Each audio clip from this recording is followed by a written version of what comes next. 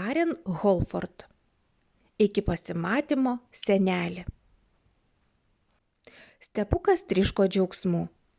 Jis labai mėgdavo svečiuotis pas senelius. O šį kartą mama ir tėtis turėjo išvykti visam savaitgaliui. Todėl Stepukui su seneliu teks rūpintis visa ferma. Senelis leido anūkėliui palesinti viščiukus, pašerti avytes ir kartu su juo pasivažinėti traktoriumi. Atėjus šventai poilsio ir Dievo garbinimo dienai, sabatai, šventajame rašte vadinamai šabu, senelis su močiute nusivedė Stepuką į savo mažą bažnytėlę. Ten buvo tik vienas jo amžiaus berniukas, vardu Jokūbas. Didžiausią įspūdį paliko smulkutė pagyvenusi tetutė, kuris savo didelėje rankinėje atsinešė visokių vaišių, kurias mielai dalijo berniukams, kai jie teisingai atsakydavo į klausimą iš Biblijos. Sekmadienio pietums močiutė leido Stepukui pasigaminti ledų pagal senovinį receptą su antikvarine ledų gaminimo mašinėle. Jie pridėjo daug grietinėlės, kurią močiutė paruošė iš ūkyje gaminamų karvių pieno ir šaldiklyje laikomų uogų. Senelis popietę nuėjo pogulio. Patogiai įsitaisęs jis tarstelėjo. Tikriausiai ir danguje man prireiks nusnūsti popiečio. Stepukui buvo smagu žiūrėti, kaip per langą pažyrę saulės spinduliai byro ant praplikusio senelio pakaušio ir spindėjo ūsuose. Stepukas leido seneliui pailsėti ir išlėkė į lauką pas močiutę.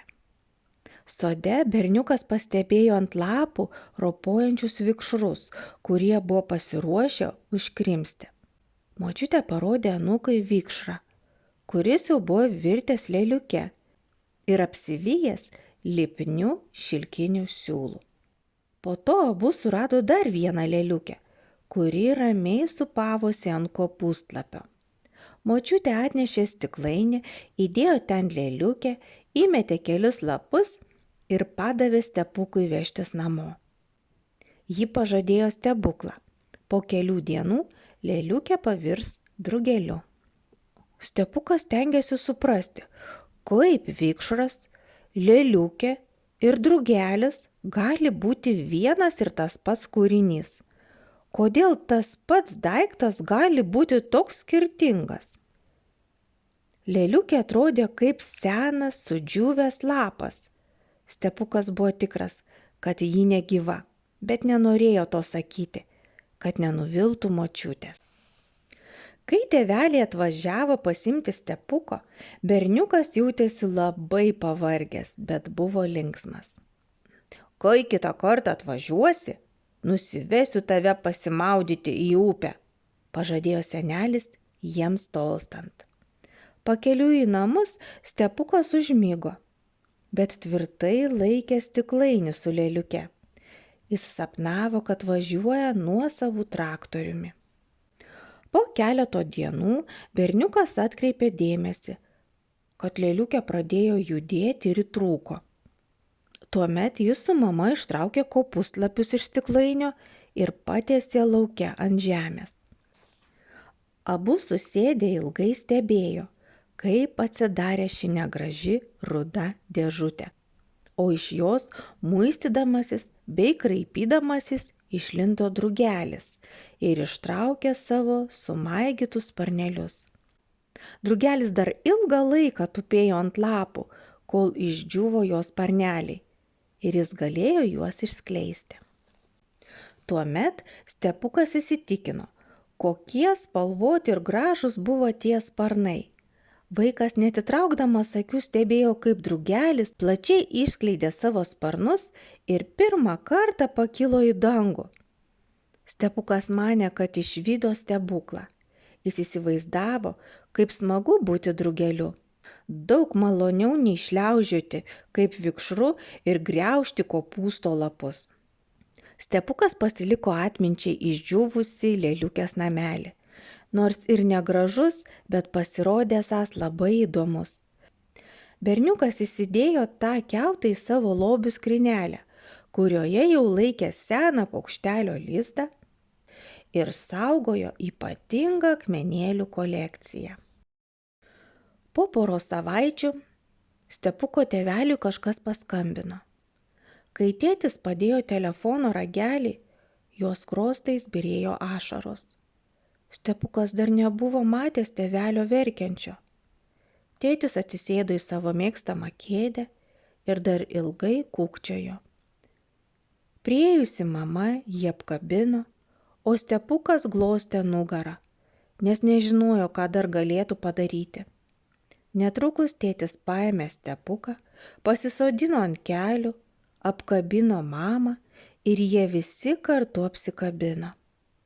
Po truputį tėtis nurimo ir tuomet paaiškino, kas nutiko. Senelis dirbo laukuose su traktoriumi, kai jį ištiko širdies smūgis. Širdies smūgis reiškia, kad širdelė suserga ir negali gerai dirbti. Kartais, kai žmonės ištinka širdies smūgis, jie miršta. Senelis ir mirė laukuose. Močiutė jo pasigedo, kai senelis negrįžo pietų. Tuomet išėjo jo ieškoti. Dabar pravirko ir Stepukas. Jis labai mylėjo senelį. Su juo būdavo be galo smagu. Berniukui jo labai trūks. Senelis pažadėjo vesti anūkėlį prie upės, kai vėl aplankys. Dabar jau nenuves. Senelis pažadėjo išmokyti vairuoti traktorių, kai Stepukas bus didesnis, bet dabar jau neišmokys. Labiausiai Stepukas pasigės senelio, nes jis buvo draugiškas, mielas, linksmas, geras, tikras senelis. Jam trūks senelio darbinių drabužių kvapo ir jo ūsų kutenimo. Jam trūks saulės spindulių, krentančių ant jo praplikusios galvos. Ta vakarą, kai Stepukas atsigulė, paklausė mamos, į ką panaši mirtis. Mama ilgai galvojo ir po to atsakė. Žinai, sūneli, mirtis yra toks dalykas, apie kurį sunku kalbėti ir sunku suprasti. Manau, ji truputį panašiai vieną tau pažįstamą dalyką. Šioje žemėje mes tarsi tie vikšriukai, kuriuos tu nesenai radai. Mes galime daryti daug įvairių dalykų, bet ne visi darbai patinka Dievui. Po nuodėmės atėjimo į šį pasaulį mūsų kūnai tapo neamžini. Žmonės suserga, nusilpsta ir galiausiai miršta. Labai liūdna, kai žmogus miršta, nes mums jo trūksta ir viduje atsiveria skaudi tuštuma. Bet žmonėms, kurie myli Jėzų, toks buvo ir tavo senelis, mirtis nėra pabaiga. Kitą savaitę važiuosime į senelio laidotuvės ir senelio kūnas bus užkastas į žemę. Manau, tai truputį primena vikšrą, kuris virsta lėliuke. Lėliukė miega ir nežino, kas vyksta išorinėme pasaulyje. Mirtis panašiai į miegą, tik tu nieko nesapnuoji ir nieko nežinai. Bet vieną dieną, kai ateis Jėzus, jis visus į lėliukę panašius mirusius kūnus prikels, tarp jų ir senelį, ir padarys jų kūnus visiškai naujus, tokius, kokius mums net sunku įsivaizduoti. Mes būsime gražūs ir stiprus, net galėsime skraidyti. Mes daugiau niekada nesirgsime ir neliūdėsime. Mama tęsė. Vikšras lėliukėje turėjo kurį laiką palaukti, kol pavirto drugeliu. Mes nežinome, kiek laiko mums teks laukti, kol ateis Jėzus. Bet mes tvirtai žinome, kad jis tikrai ateis. Ir tuomet senelis vėl bus stiprus ir tikriausiai jam ataugs visi plaukai. Ir spėju, kad vienas iš pirmųjų dalykų, kurį senelis norės padaryti, patekęs į dangų, bus susirasti tave ir nusivesti maudytis į Krikštolo upę. Lygiai taip, kaip pažadėjo, kai paskutinį kartą jį matei. Tai senelis mane prisimins ir aš jį pažinsiu, net jei jis bus su vešliais plaukais ir su ūsais, pasitikslino Stepukas. Taip, jis tave pažins, net jei būsi ir gerokai ūgtelėjęs. Su naujais kūnais Jėzus mums suteiks ir ypatingų atsiminimų. Nors ir turėsime kitokius kūnus, mes būsime savimi. Mama, aš noriu prisiminti senelį ypatingų būdų. Gal galiu pasidaryti knygelę ar ką nors panašaus ir įsidėti ją savo ir senelio nuotraukų. Ar galėsi man užrašyti keletą pasakojimų apie tai, ką su seneliu kartu veikdavome? Aš ten taip pat noriu priklijuoti lėliukės namuką, kuris man primintų, kad ateis diena, kai senelis nebebus miręs ir galės skraidyti kaip tas drugelis. O svarbiausia, ten noriu įklijuoti piešinį, kuriame mes su seneliu plaukiojame dangaus upėje. Stepukui buvo labai liūdna senelio laidotuvėse. Buvo graudu atsisveikinti. Jis smarkiai verkė. Net ir vėliau, kai prisimindavo senelį, susigraudindavo. Bet tuomet, kai tik atslinkdavo liūdesys, jis atsiversdavo savo ypatingąją senelio ir Stepuko knygutę.